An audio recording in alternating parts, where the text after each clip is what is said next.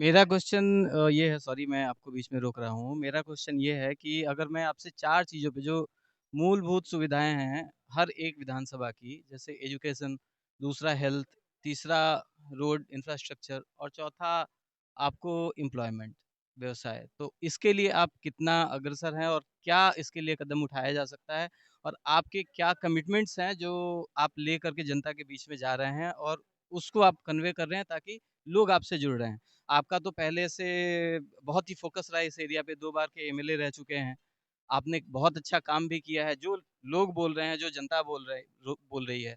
इस बार क्या कमिटमेंट होगा इलेक्शन के बाद? देखिए, एक तो मैं सरकार का अंग रहा हूँ, कई मंत्रालय को भी मैं संभाला हूँ, 2 बार यहाँ और 1 बार विक्रमगंज का विधायक रह चुका हूँ। तो सरकार की जो मेरी नीति और रणनीति थी, जो माननीय मुख्यमंत्री नीतीश कुमार जी की जो नीति और रणनीति थी, उस पर हम लोग काम करते थे और उनकी रणनीति थी, इनकी अपना था, महिलाओं को सशक्त करना, गरीबों को और समृद्ध बनाना, बच्चियों को पढ़ाना। तो ये जो योजनाएं था, बिहार को सुंदर बिहार, स्वर्णिम बिहार, बेहतर बिहार बनाना, इंफ्रास्ट्रक्चर्स को मजबूत करना, वो सारी चीज़ें धरातल पर दिख भी रही है। अब कई चीज़ें जब मैं सरकार में रह करके जब मैं काम किया हूँ और सरकार की नीतियों को क्रियान्वयन में हम लोगों ने योजनाओं का जो तब्दील किए हैं, योजनाएं बनती है, तब्दील कराने का काम हम लोग करते हैं। क्योंकि चूंकि योजना बनाने का भी भागीदार मैं रहा हूँ, क्योंकि कैबिनेट का मैं मेंबर था। तो जितनी भी नीतियाँ बनती है वो कैबिनेट से बनती है। तो जितना भी चीज़ें बना है, एडुकेशन में आप देख लो, बिहार में हम ही लोग के टाइम में जो देश में सबसे बड़े बड़े संस्थान होंगे, वो अभी सभी राज्य में नहीं है, लेकिन वो बिहार में है। आईआईटी बिहार में है, एनआईटी बिहार में है, क्लैट बिहार में है, निफ्ट बिहार में है, आईआईएम बिहार में है। ये सब चीज़ें पूरी जिला में, हर जिला में राजकीय इंजीनियरिंग कॉलेज है, राजकीय पॉलिटेक्निक कॉलेज है। ये देश में कहीं नहीं है। देश में हर जिला में राजकीय इंजीनियरिंग कॉलेज, पॉलिटेक्निक कॉलेज नहीं है। अभी मेडिकल कॉलेज प्रत्येक जिला में एक बन रहा है, रोहतास जिला में भी एक घोषणा हुआ है।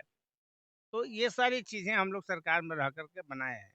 ये फोकसिंग जो किया गया है युवाओं का एडुकेशन के लिए, बेहतर एडुकेशन के लिए, इस बार पूरी साल वैकेंसीज भी जो निकली है देश में कहीं नहीं निकला है जो बिहार में हुआ है।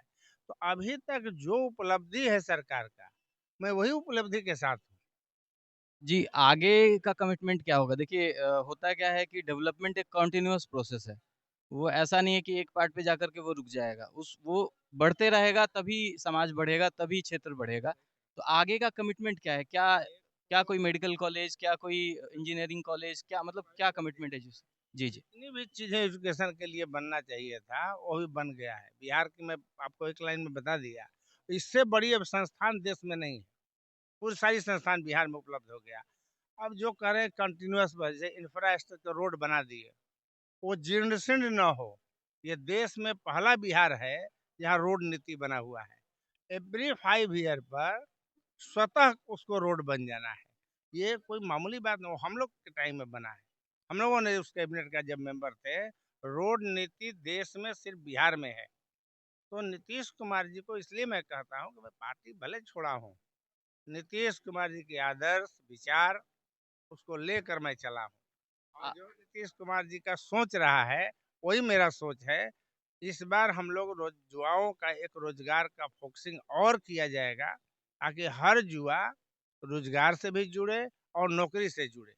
जो मेरिटोरियस लड़के हैं उन लोगों को मैं, हम लोग जब मिनिस्ट्री मिनिस्टर थे तो मैं हमेशा कहता था कि देखो, जो मेधावी छात्र है, जो टॉपर विद्यार्थी है, वो नौकरी की तरफ ना जाए। दैट मीन्स कि वो जॉब सीकर ना बने, जॉब क्रिएटर बने, वो नौकरी देने का काम करे। तो हम लोगों ने कई स्लोगन इंडस्ट्री मिनिस्टर के रूप में हम लोगों ने चलाया था।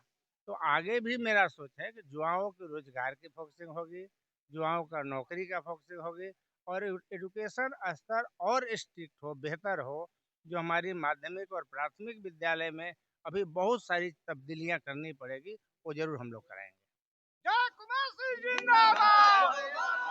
नीतीश कुमार जिंदाबाद। जय कुमार सिंह, नीतीश कुमार सिंह, जय कुमार सिंह। यानी नीतीश कुमार के साथ डायरेक्ट आपकी तुलना हो रहा है, क्या करें? नीतीश कुमार के साथ डायरेक्ट आपका तुलना किया जा रहा है। यहाँ के जनता लोग खुद बोल रही है कि नीतीश कुमार मतलब जय कुमार और जय कुमार मतलब नीतीश कुमार। क्या कहना चाहते हैं इस पे आप? देखिए, ये सच्चाई ये है कि मैं राजनीति जब शुरू किया था, तो नीतीश जी की मैं जो राह था, जो नीति थी, जो सोच था, जो विचार था, उससे मैं कभी भी भटका नहीं। मैं उसी राह पर चला और माननीय मुख्यमंत्री का और देश में कैसे नाम परचम हो, ईमानदारी का जो प्रतीक बने, तो हम लोग को जो जिम्मेवारी मिला, नीतीश कुमार का सबसे बड़ा चीज है ईमानदार होना। हम लोग कई मंत्रालय संभाले और वो एक ईमानदारी बरकरार इसलिए रखे कि नीतीश कुमार की छवि पर कोई दाग न लगे। कई आजकल सुनते हैं कि ये मंत्री बन गए तो 500 करोड़ का आदमी बन गए, 800 करोड़ का आदमी बन गए। जय कुमार जहाँ से चला था, आज जब मैं चुनाव लड़ा हूँ वहीं खड़ा हूँ। तो अब इससे बड़ा चीज़ें अनुकरण और कुछ नहीं हो सकता है। नीतीश कुमार का वही अनुयायी हो सकता है जो ईमानदार हो सकता है। और नीतीश कुमार जी इतने कार्यकाल के बाद भी आज भी ईमानदारी की जो राह पर खड़े हैं, ये देश का कोई साधारण व्यक्ति नहीं है। ये देश का महामानव के रूप में नीतीश कुमार है और जय कुमार उसी का अनुकरण कर रहा है। एक सर लास्ट सवाल आपसे रहेगा। दिनारा विधानसभा के जो युवा लोग हैं, वो खासकर आपके साथ है और यहाँ पे अभी युवा लोग का भरमार लगा हुआ है। तो पलायन पे जो ये बाहर में जाते हैं और पलायन करते हैं बिहार से सबसे ज्यादा, तो दिनारा विधानसभा के युवाओं पर क्या फोकस रहेगा? नहीं, देखिए, पलायन का अर्थ तो आप लोग बहुत इंटरप्रेट कर दिए गलत ढंग से। पलायन नहीं हुए, हमको यहाँ अच्छा नौकरी हमको मिल रहा है। बिहार से अधिक सैलरी मिल रहा है यदि कोई दूसरे राज्य में, या बहुत सारी सिस्टम है कि हमको यहाँ बॉम्बे में जाकर रहना है, वहाँ हमको नौकरी करना है। तो नौकरी बाहर के भी लोग भी यहाँ आते हैं। बहुत सारे सेंट्रल सर्विसेज में आप देख रहे हैं कि आप हैं बिहार का, मद्रास में जाके जब आपको ट्रांसफर हो रहा है, बैंकिंग सेक्टर में आप देखिए, आपको जरूरी है कि बिहार के लड़के बिहार में रहेंगे। रोजगार देश हमारा है। हम यदि दिल्ली में रोजगार कर रहे हैं तो हम दया का पात्र नहीं है, दिल्ली हमारा है। ये जो इंटरप्रेट हुआ कि बिहार के लोग हैं, पूरे मद्रास दिल्ली में है, दिल्ली बम्बे में है, महाराष्ट्र मद्रास में है, बंगलोर में है। तो ये इसका मतलब ये नहीं है कि हम कोई पलायन हो रहे हैं। हाँ, हमारे यहाँ रोजगार की जरूर कमी थी, इंडस्ट्रियलाइजेशन हो रहा है। पूरी इंडस्ट्री की जो पॉलिसी हमारा इस बार आप देखेंगे जिसमें हम लोगों ने बनाया था, वो पॉलिसी देश का सबसे बेहतर पॉलिसी है। बहुत सारे इंडस्ट्री लग रही है। बगल का आपको देखिए, मेरे ही क्षेत्र में 500 एकड़ लैंड हमने एक्वायर किया था। आज कई प्रोजेक्ट नवानगर में जो लगा है, वो 500 एकड़ प्रोजेक्ट मैंने एक्वायर किया था उसको। आज मुझे इस बात की प्रसन्नता होती है कि 15-20 इंडस्ट्री उसमें लग रही है, कई इथेनॉल प्रोजेक्ट, कई आपका बड़े बड़े कंपनियां, कोको कोला, ये सब जो कंपनियां हैं आ रही हैं। ये सब चीज़ें रोजगार पैदा करती है। और देश में कभी भी जो युवाओं का पलायन तभी रुकेगा जब इंडस्ट्रियलाइजेशन हो जाएगा। जॉब क्रिएट करना लिमिटेड है सरकार में। जॉब क्रिएशन होती है इंडस्ट्री से, और इंडस्ट्री की जाल लगेगा, लोगों का रोजगार भी मिलेगी और नौकरी भी मिलेगी। उस राह पर बिहार चल दिया है। सर आपकी बातों से ऐसा प्रतीत होता है कि आपने घर वापसी का दरवाज़ा खोला है, अभी खोल के रखा हुआ है। तो ख़ैर अच्छी बात है, नीतीश कुमार के कार्यकाल में तो जो इंफ्रास्ट्रक्चर का डेवलपमेंट है, वो तो एकदम उन्होंने अपना बेंचमार्क सेट किया हुआ है, जिसमें आज तक आस-पास के स्टेट्स ने कभी भी डिलीवर नहीं किया है, उतने कार्यकाल में, इतनी जल्दी में, ये तो क्लियर है।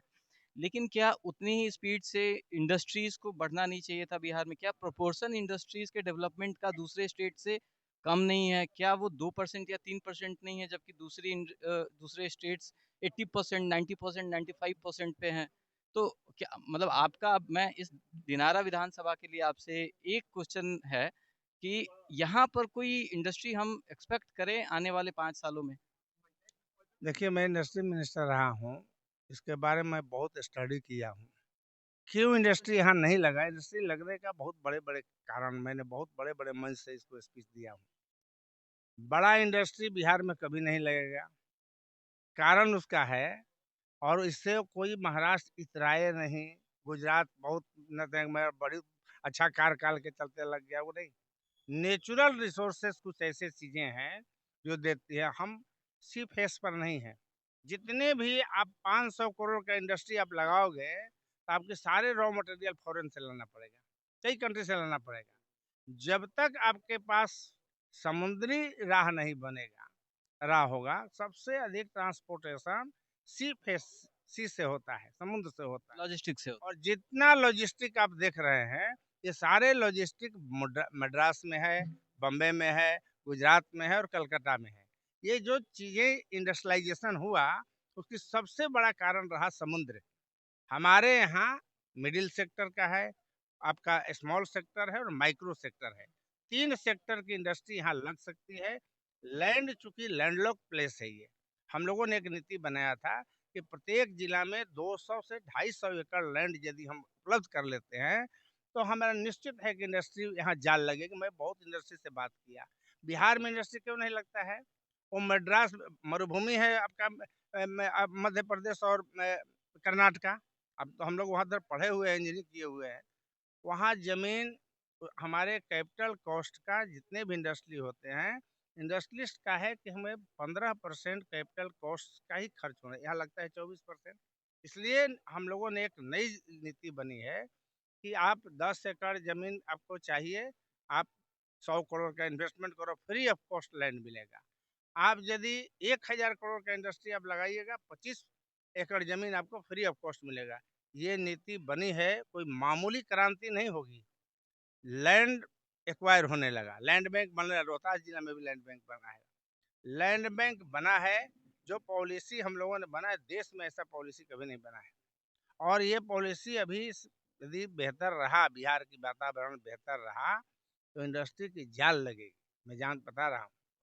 सर दूसरा क्वेश्चन मेरा था कि हेल्थ इंफ्रास्ट्रक्चर के अलावा क्या हेल्थ सर्विसेज सुधरेंगी बिहार की या फिर दिनारा की, बिकॉज दिनारा विधानसभा बिहार में ही आता है। इंफ्रास्ट्रक्चर तो बहुत बना हुआ है, नीतीश जी के काम की तो बहुत तारीफ होती है, लेकिन क्या ये एक स्ट्रक्चर बन के ही सीमित रह जाएगी या फिर उसमें सर्विसेज भी मिलेंगी? क्योंकि जो अभी फिलहाल में न्यूज़ आपने देखा होगा, काफ़ी न्यूज़ वायरल हो रही हैं या फिर लोग भी आकर के हमसे, बिकॉज़ हम तो ग्राउंड में रहते हैं, लोगों के साथ जाते हैं, बात करते हैं, तो जो हमारे पास क्वेश्चन्स आते हैं, सर्विसेज़ नहीं है, इंफ्रास्ट्रक्चर है लेकिन सर्विसेज़ नहीं है, उस पे कैसे काम हो? देखिए, अब आपको यही बता दें, ये जो नीति बनी, प्रत्येक जिला में एक मेडिकल कॉलेज, एक ऑटोमेटिक सर्विस हो जाएगा। प्रत्येक जिला में मेडिकल कॉलेज होने का मतलब है कि हॉस्पिटल होगा, बेहतर हॉस्पिटल होगा। और जब हर जिला में एक हॉस्पिटल हो जाएगा, कॉलेज हो जाएगा, तो वहाँ बेहतर, आपको चूँकि कॉलेज चलाना है इसलिए सभी डॉक्टर उपलब्ध रहेंगे। तो एक तो ऑटोमेटिकली सर्विसेज अच्छा हो जाएगा। बड़ा हॉस्पिटल जो हम लोग प्लान होते हैं, कई संस्था देख रहे हैं, यहाँ पर पारस खुल गया, मेदांता खुल गया, अपोलो खुल गया, और जो दुनिया का, मैं दुनिया की बात कर रहा हूँ, सबसे बड़ा स्ट्रेंथ अभी चाइना में है एक हॉस्पिटल, सबसे बड़ा स्ट्रेंथ का, इस वर्ल्ड का सबसे बड़ा चाइना है। Second largest hospital PMCH Patna बन रहा है, ये आपको सब जानना चाहिए। और ये सब चीज़ें सर्विसेज के लिए हो रही है। यदि इतना बड़ा हॉस्पिटल हमारा बन जाएगा, तो जो पलायन होते हैं, पेशेंट पलायन जो होते हैं दूसरी जगह पर, वो निश्चित रूप से रुकेंगे। पर क्या सर पीएमसीएच के जो सर्विसेज़ हैं, जो वहाँ की सुविधाएँ हैं, मूलभूत सुविधाएँ हैं, उसके बारे में भी हम सभी अवगत हैं, शायद आप भी अवगत होंगे। ख़ैर अब तो आप पार्टी में नहीं रहे हैं, आप अपना नया अध्याय लिख रहे हैं यहाँ पे, पुराना अध्याय तो आपने 2 बार यहाँ पर ऑलरेडी लिख दिया है। एक नया अध्याय फिर से लिखने जा रहा है, ये पूरी इस विधानसभा की जनता लिख रही है आपके लिए। तो बहुत-बहुत शुभकामनाएँ आपके लिए और बहुत-बहुत धन्यवाद हमें समय देने के लिए। सदा आभारी रहेगा बहुत न्यूज़। धन्यवाद, बहुत धन्यवाद। काम किए रहते हैं तो। मेरा क्वेश्चन ये है, सॉरी मैं आपको बीच में रोक रहा हूँ। मेरा क्वेश्चन ये है कि अगर मैं आपसे 4 चीज़ों पे जो मूलभूत सुविधाएँ हैं, हर एक विधानसभा की, जैसे एजुकेशन, दूसरा हेल्थ, तीसरा रोड इंफ्रास्ट्रक्चर